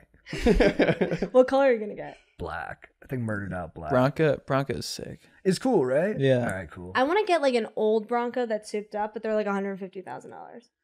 Oh, like the old ones from the night. Those are beautiful. I want like the iPad, like or the phone hookups and all that shit. But those cars are better looking. Like what they drive in American Pie 2 when they head out to the lake. Yeah, that's a good looking car. I want to get a Toyota Supra. They have new Supras out. Oh, you're gonna go smaller. Well, yeah, I got the truck. So, Are you gonna be rocking 2? No, I mean, this is like a dream thing. Like, I would love for it to do that, but it's not in my plan as of now. But I'd love to do that. Didn't you have one? What was the car you had in high school? Subaru WRX SDI. That's right. Say that again. Subaru WRX SDI. Sick. I just did the whole alphabet. My dad has a Cadillac, like a 1970 something Cadillac, where it's like, you know, the back benches and the front benches, and it's black, and he calls it the license plate is Daddy Caddy. Anyway, he's bringing it out here. Yeah. So I'll pick. Are you going to drive that? Yeah. Amazing. The Daddy Caddy. It's so hard to drive because it's like long. It's so long. Yeah. But yeah, I love it's that. incredible. The Daddy Caddy. Yeah, and then for Father's Day, we made sweatshirts that say Daddy Caddy on the back. It says Daddy Screw. Nice. Let's answer some cues, but can you explain to the listeners what your parents do? They have an interesting job. Yeah, they have a well, they just sold it. They but did? Oh, nice. It's called Serve Pro, which is they have a franchise of a bigger company called Serve Pro, and my brother has one as well. But it's like fire damage, water damage, crime scene cleanup. And because we live close to DC, there's like, you know, like I guess there's not more crime in DC, but like just crazy crimes. Like this 70-year-old couple, this guy was an ex-military, ex-Navy. His daughter got pregnant by a guy in MS-13. And he was like, Whoa. you have to get an abortion. Like, you're not going to bring a child into this world where the child might join a gang. So the boyfriend hired gang members to go kill the parents. But they came with knives or machetes, not knowing this 70-year-old man is an ex-Navy SEAL. Whoa. So this 70-year-old man beat the shit out of these MS-13 people, and there was blood everywhere. And the wife went to the window and like banged on the door for help, and it was so bloody. And then they survived. The old couple survived, and the gang members got so fucked up they ran out. And anyway, my parents cleaned up that, you know, the house because there was so much blood and like whatever. And they actually caught the gang members who tried to kill them because the bloody sock got left behind because they were running from the 70-year-old Navy SEAL. It was insane. And it was like a headline, like ex-Navy SEAL, like blood everywhere. And my dad has this, he cuts out the article and frames it and like puts it in the office. And I'm like, Dad, like, it's like, and he'll do that. Like, it's like these horrendous crimes, like man gets shot, like man shoots himself in the head. Like one time they went down to this woman's house and her son lived in the basement and he shot himself in the head on the mattress. And she was like, but it's a Tempur-Pedic mattress. Could you guys just cut it in half so the guests can stay on half a Tempur-Pedic mattress that didn't have blood? God. Someone suicided on? Yeah, that her son suicided. Anyway, so there was a headline about that. And my dad like has them printed and then like matted and framed, and like Hilarious. his office is like, yeah. Anyway, Can you imagine being on that mattress? I mean, yeah, I've been on it. I've stayed at the W Hotel. yeah. Guys, I'm interrupting this podcast to let you know once again that we are, well, first off, give us a like, subscribe, get all that good shit out of the way. And also check out the Reddit if you want to get on some deep discussion. Chad Goes Deep Reddit. Some good, solid discussion. We also are on tour. We're going to Spokane this weekend. We have tons of dates coming up. We're coming to a city near you. Our shows are super fun. We do stand-up, then we have Q&A, so the audience gets involved. You're going to love it. So go to chandjt.com to get your tickets for a city near you. We're also brought to you by Legends at Athletic Greens. Athletic Greens, thank you so much for being a sponsor of the podcast. You guys are the best. I love optimal nutrition. I love getting my nutrition in daily in a good, like I just mix into my drink and I know I got my vitamins, I got my probiotics, I got my prebiotics, I got my all kinds of biotics on top of the vitamins A through Z. I love HelloFresh, guys. I cannot stress it enough. HelloFresh is epic. And they give you like a cool bottle too. And it's just the best way to feel good if you want to get on top of that. So, it's also a good life hack. You know, you're getting your nutrition. They're supported by everyone. They're legit. Good reviews, all that kind of stuff. So if you're looking for an easier way to take supplements, Athletic Greens is giving you a free 1-year supply of vitamin D and 5 free travel packs with your first purchase. Go to athleticgreens.com/go deep. That's athleticgreens.com/go deep. Check it out. We're also brought to you by Legends at HelloFresh, guys. If you're looking for dank, basically pre-made meals that you can make yourself or delicious recipes, HelloFresh is here for you, guys. If you don't want to go through the stress of like going through all the aisles in the grocery store and looking for like spices and salts and asparagus and stuff, get on the HelloFresh train. They give it to you all in one package, and you got that recipe, and you got a really good meal, nutritious, delicious, all that good stuff. HelloFresh is the best. They have all different types too. You could get, you know, calorie smart, carb smart, baby cube back ribs, and these things are ready in less than 15 minutes. So go to HelloFresh.com/deep22 and use code deep22 for 22 free meals plus free shipping. That's HelloFresh.com/deep22 and use code deep22 for 22 free meals plus free shipping. America's #1 meal kit. Check them out. All right, let's get back to the show. Hey bros, I fucking love you guys. I listen to the pod on the way to work and it gets me in a great mood and keeps my stoke up so I'm ready to face the challenging day ahead. He says a lot more nice stuff. Then he says, the other night I was at a bar. I was talking to this very attractive lady and she commented on how relaxed my energy was. I had never gotten that compliment before. I think listening to the pod has helped me with that. That's fire. Okay, here we go. I'm also looking for a bit of advice also. I live in a small mountain ski town in California. I'm almost 30 years old, and all of my bros have girlfriends or fiancés, and I feel as though I'm getting left behind. What's his number? Most of my friends are younger, and I feel like I can't relate to my peers because I'm single, and I'm starting to feel like I have no hope of finding a partner. I have a really awesome job. I get to ski every day and get paid to do so, but it's difficult to meet women here, and the loneliness is starting to take a massive toll on my mental health.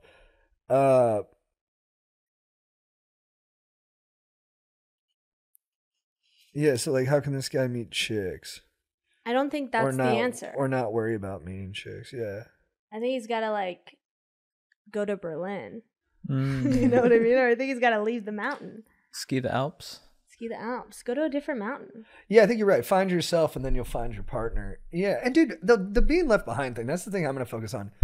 Do not sweat that. Life is mountains and valleys, and like, you have friends who are envious of you that you haven't locked it down yet. And the more you learn about yourself, I think the better partner you'll find who fits into your life and you fit into theirs. So I think, there's something great about meeting your person early and settling down, but there's also something really lovely about, fully developing as a person before you find that person. So I would not worry about keeping up with them. You're on a good trajectory. And I think there's a lot of examples of people who found it late and it was better because of it. Yeah, like I was actually talking to my friend about this last night. My friend who I went to Miami with, who's in a relationship for 8 years.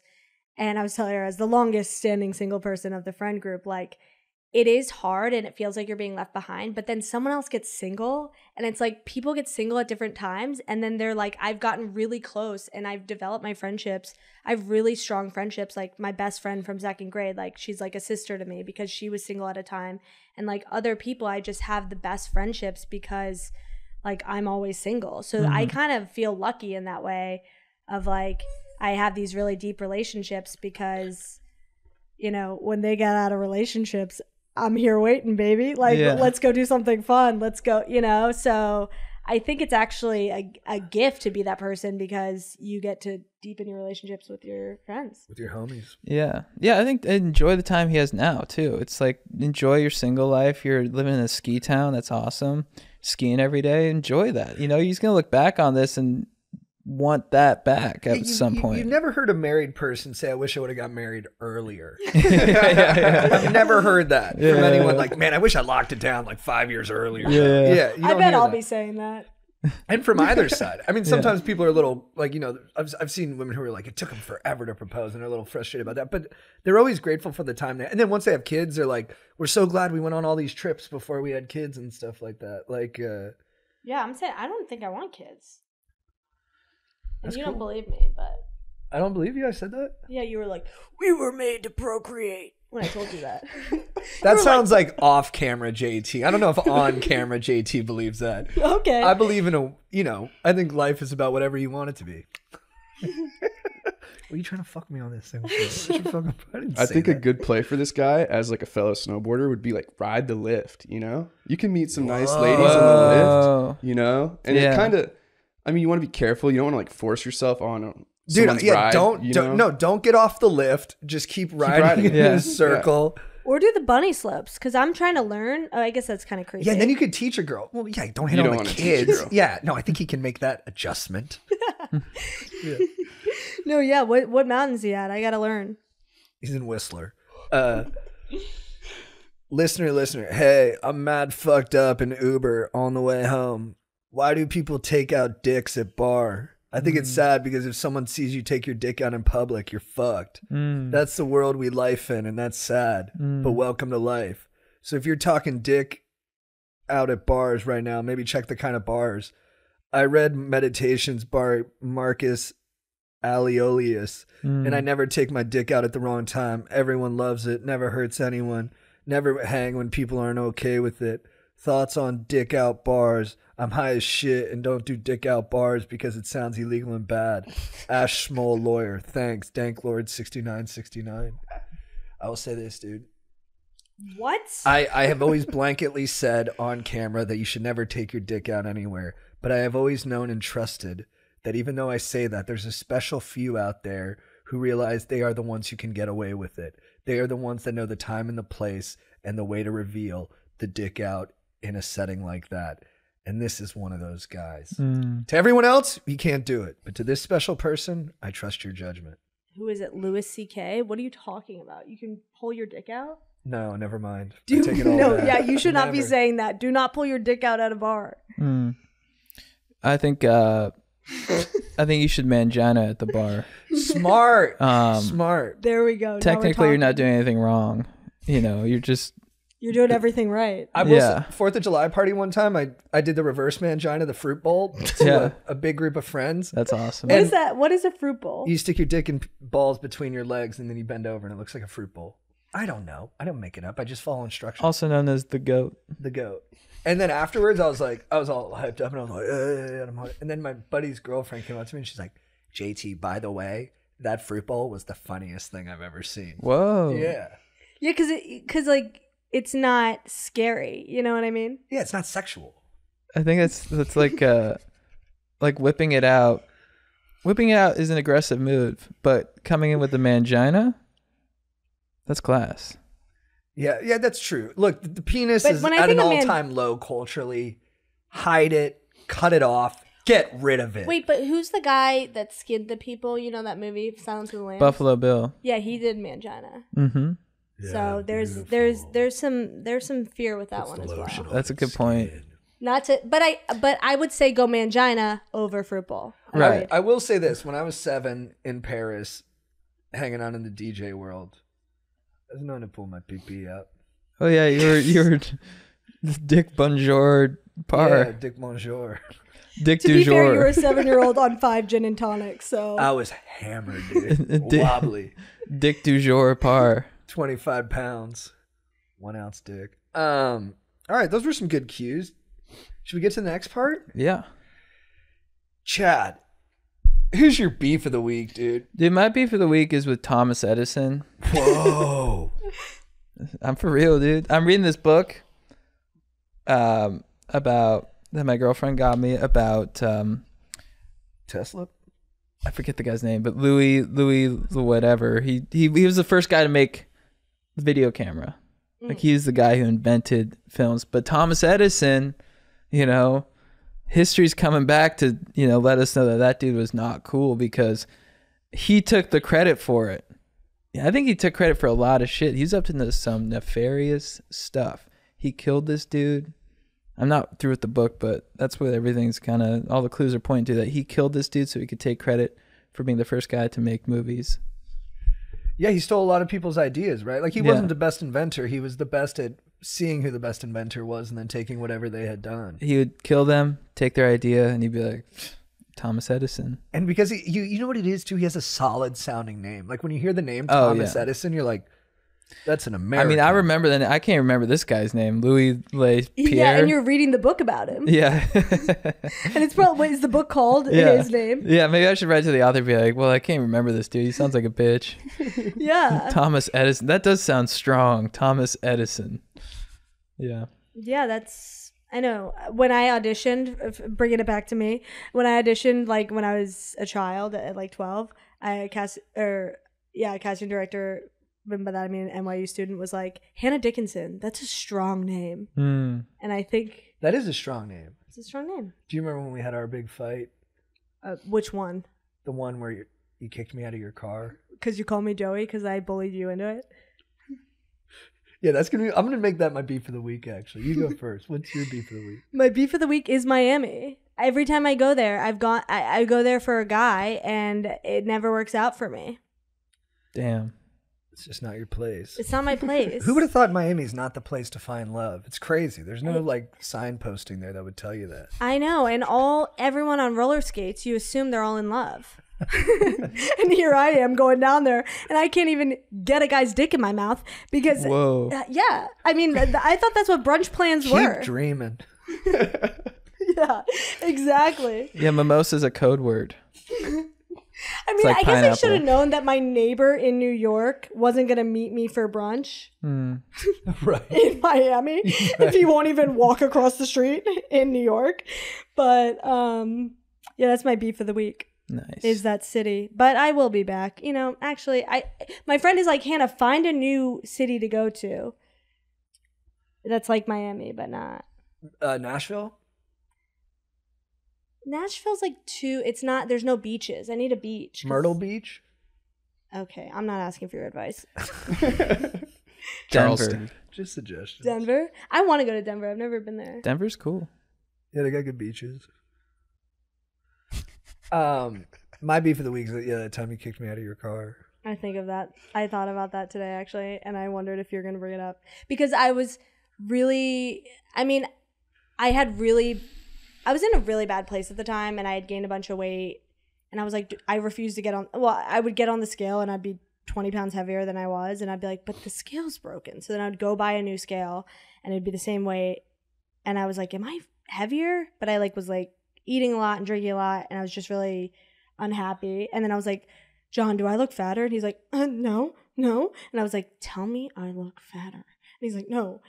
And I'm like, fucking tell me. And he's like, okay, you're a little doughy. And I was like, get the fuck out of my car. And I kicked him out on the side of the road. For like hours. We were riding together, and for hours she's like, you promise I'm not heavy? I was like, you're not. And she was like screaming at me. She's like, tell me. And I was like, you're a little doughy. And then she's like, get the fuck out of the car. Pulls over on like Glendale Boulevard. I'm like 30 minutes from home. I open the door all pissed off. The last thing I said to her was like, go do some volunteer work. And I slammed the door. And I didn't. Yeah. I went home and got a snack. Got some fun dip. That was a funny one. Chad, who's your babe of the week? My babe of the week is the Roundhouse Restaurant in Sun Valley. I don't know if you guys have heard of it. It's on the middle of the mountain, on Bald Mountain. It's like from like the 1930s, 1940s. It's got icicles all around it. I got the croque monsieur. Dude, Ooh. fucking ham and cheese sandwich with cheese melted over, and they serve fondue. And maybe the best named sandwich. Like every time you see it on the menu, you're like, I want it. Yeah. I was Have like, you let me ever get the gotten croque. Madame? The what? The croque madame. No. They had an egg to it. Oh, fuck.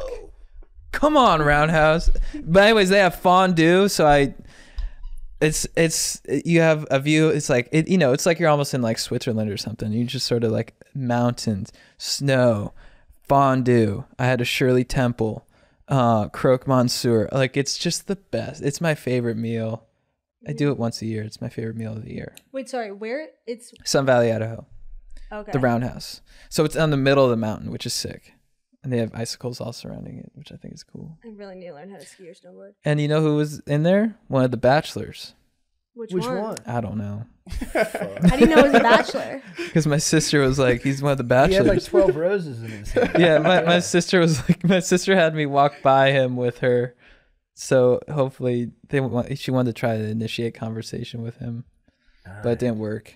When Probably better for it. I was Yeah. meeting a hinge date at in Chelsea Piers at the bowling alley, and there was a guy turned around, and I always feel weird approaching hinge dates because I don't want people to know around that it's a first date from an app. So I like try to go up, and I couldn't remember his name from the app, so I was like, hey, and the guy turns around, it was Tyler Cameron, the guy from Oh, Good really? looking dude. Oh, so good looking, Like, and I literally so go, handsome. oh my god, I thought you were my hinge date, and I was like in my fucking dreams, and then Tyler Cameron was because I was just like so shocked, and I was like laughing to myself like, oh, I thought this guy was my hinge date. Yeah. And he was like kind of laughing. He's like, well, enjoy your date. And I'm like, how could I possibly now? You know what I Right. mean? Yeah. You just I know. talked to your hinge date about how you saw Tyler. Yeah, and he goes, I Cameron. bet this is pretty disappointing. And I was Yeah. I was like, no. And in my head I was like, yeah. That's real. God, he's a handsome dude. He's beautiful. He's so fucking hot. Whoa. Yeah. And he's even hotter in person, honestly. Whoa. That's crazy. And I really thought I had a shot because he laughed a little, but men don't care about that. You know what I mean? Like, It's true. They care. Do not make me laugh. She made me laugh. I was like so turned off. you either laugh or get hard. You know what I mean? Like, you don't get both.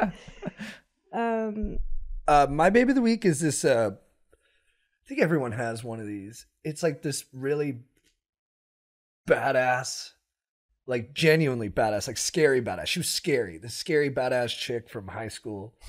Her name was Shay. She ended up dating an MMA fighter and cheating on him with another MMA fighter, and she's living the life. And Is dude, she still with the other one? I don't think so. I don't think she's a wild heart. She can't be tamed by 1 or 2 or even 5 MMA fighters.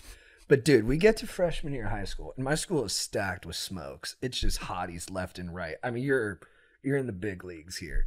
And then she was the top one. Like, she was beautiful, but bro, she was intense. Like, I saw her fist fighting another hot girl at the beach one time. They had boxing gloves on, but they were throwing shots. Like, she was strong. And then she was so gnarly that on her binder, you know how people would put photos in like the laminate around the binder? Hers was a car that was mangled up, and it was a car she had stolen and crashed one night. Whoa. And she put that on her fucking binder, dude. Whoa. Can you even imagine trying to talk to this girl about anything? You know what I mean? I'm like, hey, did you see last week's OC episode? She's like, no, I don't watch TV because I'm living TV, man. Whoa. I'm crashing cars. I'm banging MMA fighters. I'm kicked out of my house. She only lasted at her school for like a month. I think the deans were afraid of her. They tried to give her a detention, and she flipped on the double bird and choke slammed them. Is this person real? I swear to God, real. This is all true. All is true. she alive? Yeah, I think she is. Yeah. I would have double checked that. Well, because I talked to Strider, and he said some guy with a big dick in your high school is now dead. Yeah, he's dead. So I'm just saying, like, I don't know. That guy had a huge dick, and he's dead. Yeah, he's dead. So I'm And saying, that guy was intense. this girl sounds like she has a bigger dick than him, so I just want to make sure she's still alive. I know she had problems with drugs for a while, but I think she came through the other side. So I'm praying for her. I think she's all right. Okay, cool. Yeah, that big dick guy though, he's dead. Damn. Yeah, I mean, you get blessed too early. Me and Strider talk about that guy a lot. Dude, I mean, he brought him up with me on his podcast, so. he made up a story one time where he was like, I went to Servite was this other high school. He's like, I went to their water polo game. He didn't go to the school. He goes, a couple of their players got ejected from the game and injured, so they didn't have enough guys. So they called me out of the stands and asked me to play. And he's like, I went in there and I played, and I scored 2 goals, and I got thrown out for fighting. That's Strider He for would just sure. he would just lie. He would just make up stories and expect you to believe him. So maybe he's not really dead. You know what I mean? No, it was open casket. No, he's dead. By the way, beef of the week, open caskets. Not it. It's weird. What? No, I want an open casket. You do? Yeah, because I want to. They can make you look so good, and No, I you want look weird. whatever. No, Not you specifically. Anybody. we'll find out. But I want to be buried in like a Gucci suit. Cool. Anyway, That'd be cool. I'm not into material things. I want I to want get to be buried in board shorts. Yeah, I want to get buried in board shorts and be shirtless, just ripped. I'll have like okay, a- well I'll have then like a- that's gonna look weird. I want to be buried in a no fear tank. Yeah, I think that's cool. No fear as you're dead, dude. And then they have my hand just going like this. I'm just like this. Just fucking. Dude, they should put you up on like a cross, but a cross made of surfboards. Yeah. Just hang you up there like hanging 10. Dude, that'd be so fun. That'd be sweet. You could pull off the Jesus. That's an interesting way to think about like dudes is like how would they look on the cross? Yeah, like yeah. would they look convincing? You would be a convincing Jesus. I'd be like, Yeah. just smiling. What up? It's kind of cool up here. What would the nails be though? The nails would be. Or would you do like ties? You know?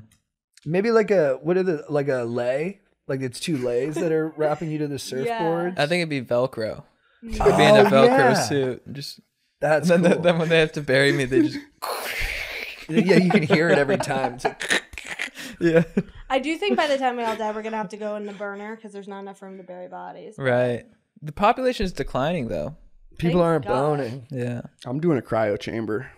Oh, dude. I'm gonna try and stay alive for like 1,000 years. Oh, Yeah, that's we're the gonna do move, that. dude. And be I'm like, with you Jake, 100. Austin Powers we're it? gonna freeze you, and then I'm gonna be like, Jake, I need a clip, and then melt you, and you'd be like, all right, and then you just freeze you again. Beast, dude. Jake, we need a podcast clip. That's hilarious. Chad, who's your legend of the week? Oh, my dad. Yeah, I saw my dad over the weekend. I went to Idaho to see my dad.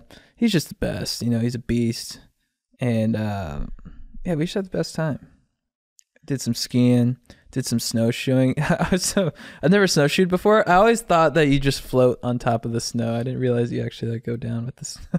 Oh, I assumed you floated too. Yeah, I thought you were like floating. I mean, you when you step on it, you like, I would go in like a foot each time. When you do what? Snowshoeing. Oh, right. I thought they were mates. So you're just You're floating on buoyant? top. Yeah. Back to the Jesus thing, bro. You walk on snow. That's what I was fucking hoping for. But we went, yeah. And then, yeah, it's just a good time. So That's awesome. Some solid type 2 fun with the dad. always. Being a beast. How many pull-ups is your dad? He would do 300 a morning. Wow. Yeah. What? Yeah. 300 pull-ups? Yeah. Wait, what? David Goggins, dude. Oh, yeah. Every day for how many years? Must have been 10 at least. You must have the hottest fucking dad. No, he's like 75 now, so No, he's hot. he's hot. I mean, yeah. Yeah, totally. Sorry, Dad. Wait, is he single or is he remarried? He's remarried. Oh. Yeah, guys like that don't stay on the market. Okay, my psychic, the one who knew a lot of shit, told me, Ew. You're going to fall in love with a dad? well, he's older. She's like, he's a lot older than you. So I'm like, I'm going to Steely Dan concerts. I'm like doing Whoa. everything to find him. Damn. Nice. I could see that for me though. I know. Hell yeah. Who's your legend of the week? Well, now I feel bad because my dad's helping me move and he's been a great guy. So my dad is also a legend. But I was going to say Miley Cyrus. I mean, her transformations and her ability to change so much and like know herself so well and her confidence and like, I love her. She's amazing. She's got a great voice. She has such a good voice and she just really adapts with the times. You know what I mean? You have to. And she's not I still think Bangers is like the most underrated album, but Is that the one that was after like Wrecking Ball and stuff like that? that was Wrecking Balls. Yeah, on that Bangers. album's amazing. Yeah. Dude, my legend of the week is my boy Trevor. I mentioned him last week. We were going through some fantasy beef. We were in our final week of the season, going for the championship. And then, as you all know, there was a tragedy during the Buffalo Bills game. But it looks like Hamlin's on the road to recovery. So that's an incredible, uplifting end to that story. And so it was undetermined who was going to win the game. Most likely, Trevor would have won. I mean, I had T. Higgins going; he can blow up. But Trevor had a lead. He had Stephon Diggs. I also had the kicker from the Bengals. But the guys didn't know how to settle it, so they voted to do a DraftKings final weekend. Trevor was adamantly opposed. I accepted it because I was like, the league loves chaos. This is what it's going to be. We side brokered a deal. Now, a lot of people aren't going to like this. But we decided we're co-champions. Oh, nice. We're all going to be champs. Now, this is a competitive group of friends, and it's a competitive country. We want there to be one winner. But we decided to go the other route. We said we're all going to win. But actually, the Pars, me and my bro, are getting a lot of credit for negotiating our way to co-champions because we were most likely going to leave. Yeah, I was gonna say, were you gonna lose and then that's why you're co-champion? So I'm sending everybody the Clueless video where she talks about negotiating for better grades. Like, it's almost better that way, that we were able to finagle our way onto the trophy. But I just got to say, Trevor's a madman. And going to war with him verbally, he's going to go for the jugular. And he went for it a couple times and we were throwing blows. But that's why I respect him. He's got a demon in him. He likes to fight. He's not afraid of anything. And I'm sorry, I've told this story before. I got to rip a story real quick. We're in Newport Beach. We're at the saloon. I brought my brother's friends, Trevor and Robbie. Strider was with us, and my brother. They're all under 21. I go to the jukebox to put on a song because some girls came by the table. I'm like, all right, it's on. So I go put on some music. What song? I put on Florence and the Machine, Dog Days Are Over. Okay, so I look back, see how the action's going. There's some dudes at the table and they got that puff in their chest, like they want to cause some shit. I'm like, oh fuck. So I'm picking the song, ready to go back over there. I look back, my boy Robbie's covered in beer. He's covered in beer. I'm like, oh fuck, we got punked. I walk back over there, I go, Robbie, what happened? He's all fired up. He goes, he poured beer on my head, so I broke his fucking nose. I turn and look, there's a tall, gawky guy with his nose busted, blood everywhere. I'm like, oh, good. Yeah, good. Get him, Robbie. But I'm like, but the whole bar is starting to turn on us. They want to kick our ass because they think we started it with the punch. So I go, we got to get out of here. So I get all the guys together and the whole bar is starting to like surround us. And I'm like, we got to go. So we start pushing out of the bar. We leave the bar. Robbie and my brother and Trevor out in front. And this hot model guy who is friends with the broken nose guy, he starts following us out. On our way out too, Robbie goes, like, enjoy your broken nose, cunt, to the broken nose guy. Very funny. We're walking out. The hot model guy's not going to let us leave. He's like, you think you can break my boy's nose and get away with it? He's like, you think you can just break my boy's nose and get away with it? Strider turns to me. He's like, hey, if they make a move, we drop them. I've never heard Strider talk like that. Really? Before. Yeah. Strider said that? Strider said that. It was pretty awesome. We get out there. I'm arguing with the guy. I'm like, dude, your friend was an asshole. He got socked. We're sorry about that. We're leaving. The bar is yours. We're leaving. And then the guy goes, no, fuck that. At a camera right, Robbie comes in, starts throwing haymakers at the guy. So I go to tackle him. I can't get him down. My brother grabs his other leg. We tackle him. I get on top of the guy. I'm like, what's up, dog? What's up, dog? I'm like, what the fuck are you doing? At that moment, the whole bar comes running at us. They're stampeding like an army. They're like, running to kill us. There's one guy at the lead who's a nice looking guy, shorter guy, seemed friendly. He looked kind of heroic leading the charge. I hop off the guy. I don't know what to do. I go like this. I go, timeout. I call timeout. I call timeout on the fight. I swear to God, literally 40 people stampeding towards us, they all stop. They respect the timeout in Orange County. Big sports culture. I go, hey, it's not what it looks like. We were just trying to settle this guy down because he was coming after us. We're leaving. They're not sure. Each step we take back, we have our faces to him, but we're walking backwards. Each step we take back, they take one step forward. They're like, are we going to beat these guys up? I'm like, no. I go to get in the car. This big UFC looking motherfucker's like, hey man, you and me one-on-one. I'm like, please no. I'm like, I just want to leave. My brother's surrounding him. I think my brother was going to try and choke him if he went after me. Good move by my brother, but we both would have died. We get into the car. I'm like doing a head count. I'm like, we're ready to go. My brother goes, no, Trevor's not in the car. I look outside and Trevor is shoving and screaming at like 10 guys. And he just won't back down. He's like, fuck you. Let's fucking go. Fuck you. I go, Chris, go get Trevor. My brother hops out of the car, headlocks Trevor, brings him into the car. We drive away. As we're driving away, cop cars come beaming by the other way. Like, wee, wee, wee, wee, wee. We drive away. We got away with it. But that's Trevor. Like, Trevor was outnumbered 40-1, and he didn't want to run. He wanted to stay and fight. And we fought for a week over this fantasy football championship, but there's no one I would rather share this championship with than you, Trevor Moylan. You are a fighter, you are a king, and you are an honest, good competitor. So I'm grateful that we get to share that trophy. That was awesome. I love that. Thanks. Chad, what's your quote of the week? Oh, no, wait. Jake, what's your legend of the week? Oh, yeah. So my legend of the week is my new friend, Mateo. I went snowboarding on Friday, and I always go alone, and I put in headphones, and I like do my own thing. Don't really talk to anybody. Meditate. Well, yeah, I guess you could call it that, therapy, something like that. So I ride the lift with this guy, Mateo, and I'm like, hey man, you riding alone? Just kind of like break the ice. And he was like, yeah. All of a sudden we're like, he's about my age. We have similar interests. We're like really getting into it, like having fun. And he turns out to be a super nice guy. He's going up next week. He invited me again. So, shout out to you, Mateo. You're a legend for meeting random strangers. You know? So, That's awesome. yeah, that's my legend. Chad, what's your quote of the week? My quote of the week comes from Moneyball. Best movie ever. Yale, economics, and baseball. You're funny, Pete. That's my quote. Oh, wow, by the way, we're wearing glasses because we decided to wear glasses. Yeah, you fucking bailed 5 minutes I bailed in. because you bailed. I didn't bail? I bailed for a second. And I was like, You know, fuck. you know what went through my head is I was like, is this fucking up my vision? Well, mine was Oh, do those actually have things in them? No. But I just got in my head. Well, I was at, these are Gentle Monster, and I was in downtown last night, and Gentle Monster has some hot glasses, but I was really feeling myself, and then I'm like, maybe they're too big for my face. So then when you took yours off, I was like, maybe I need some video time without them. I'm a big I dig wearing the glasses. I think it's fun. I forgot about quote of the week, but my quote of the week, I guess, is the tattoo I got, which is Yeah, notice these. Yeah, I was looking at those too.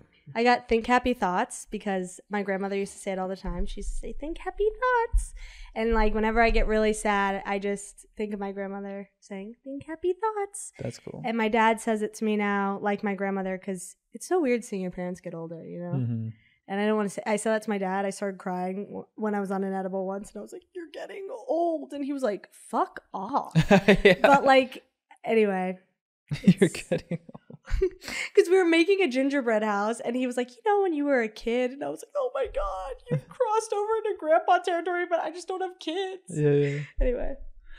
My quote of the week is from a stoker on the Reddit thread. So we thought we had corrected the sign behind us to be level because my brother accidentally bumped it and it looked like it got adjusted right. And we were stoked because we left it crooked because we wanted it to be organic. And honestly, we kind of got a weird kick out of people being upset about it. It's clearly crooked, but a dude on the thread was like, yo, it's not balanced the way they say it is. And then people were starting to question him. And so dude was like, I think the tripod is off balance or the painting is. And this is what the dude said. His name is Always Talking Shit. Fire name. I already like this guy. He goes, well, my dog, I accounted for variables like camera angle or leaning tripod by using the consistent level of the boards, using the lines where they touch on the wall behind the picture frame to take the measurements. Now, maybe all the boards back there are slightly askew, but if that's the case, my dogs have bigger problems. But from my calculation, you can see that the top left of the frame extends about an inch over that red line. He drew a line across it. So I so radically drew. And furthermore, my esteemed stoker, the bottom right of the frame extends about an inch below the board line there as well. In conclusion, the squadron should tilt the frame approximately 2 degrees counterclockwise for optimal alignment. Cheers, my dog. Dude, nice. To have a guy like that paying attention, man, blessed. Is that a quote? Well, It's like a long ass quote. yeah. Okay. What's Always your talking definition of a shit. quote? I don't know. Something Where'd you go to can, college? Yeah, something you can say in one breath. I didn't You take should a get breath. that tattooed to your back, just like all down. Yeah, I might. Join the My Reddit. podcast is over. Yeah, join the Reddit. Chaco's Deep Reddit. I don't understand Reddit how it works. I think it's just like for groups of people to Talk. talk about Did you guys see specific the things. Christmas gift? Did you do that? No. They have like a secret Santa, and I guess Bill Gates is in it. So everyone Oh, tries really? to do it. So you guys should do it next What did year. he give as a gift? I guess he gives you put in what you want, and I guess he does like a very extreme version of whatever someone wants, like the best version. It's like winning the lottery to get Bill Gates in the Reddit. Nice. So- Yeah, that's cool. Can I quote another guy off the Reddit? Yeah. It's kind of a beef too, but fuck it. It was my birthday, and I started reading the Reddit, and this guy commented, Jake lost me when he called himself a creative. And fuck you, guy. I am a creative. I like to be creative, so... Tell him. Oh yeah, dude. Hell yeah. Tell him. Jake, get on camera and say that, dude. Yeah. Fuck you, guy. Yeah. And that's a quote, JT. That's a quote. That's like a Reddit. How is that more of a quote than what I said? Because yours is like the longest. I'm just all right. It's your show. Okay. I didn't. If you have a definitive answer for how long a quote's supposed to be, I'm all ears. But you're just speaking in vague generalities about how I fucked up, but you're not giving a better substitution. So in my mind, that's a waste of my goddamn time, and all you're trying to do is raise my motherfucking blood pressure. And congratulations, sister, you have not done it. Chet, what's your phrase of the week for getting after it? Oh, I forgot we were doing that. My phrase of the week for getting after is I'm hungry. Because I'm fucking hungry, man. Are you hungry right now? I haven't eaten today. Yeah, I'm yeah. so hungry too. Yeah. Madman. What? Hannah, what's your phrase of the week for getting after it? Fuck, What- I what's didn't your know. phrase of the week for getting after Well, I've been listening to a lot of Miley. Get it right. Oh, hell yeah. So, get it right. I've been Nice. waiting all night long. I'm fucking this up. I don't know. I'm We'll like, just play the audio while you guys do that of yeah. the song. I microdosed yesterday and I was like thinking on life and I was like, you know what? I don't think if you think about life, you'll ever find answers. You just find suggestions.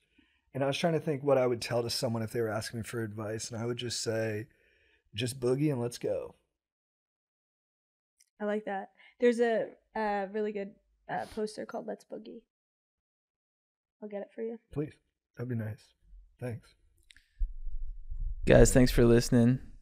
Keep writing reviews. Hannah, thanks for joining us. Thanks for having me. It's a pleasure. It's been, what, like 3 years since you've been on the pod? I know. And I'm happy. I'm so glad to be on it. I asked, how long was I asking you, JT? I was like, when am I doing the podcast? When am I doing the podcast? Yeah, you've been pestering us. It's I've been nice though. pestering. We've been excited to have you on. We're so glad you came on. I think it's going to be a banger. Yeah, it's good to see you. Yeah. Good to see you guys. Later, dudes. If you need advice,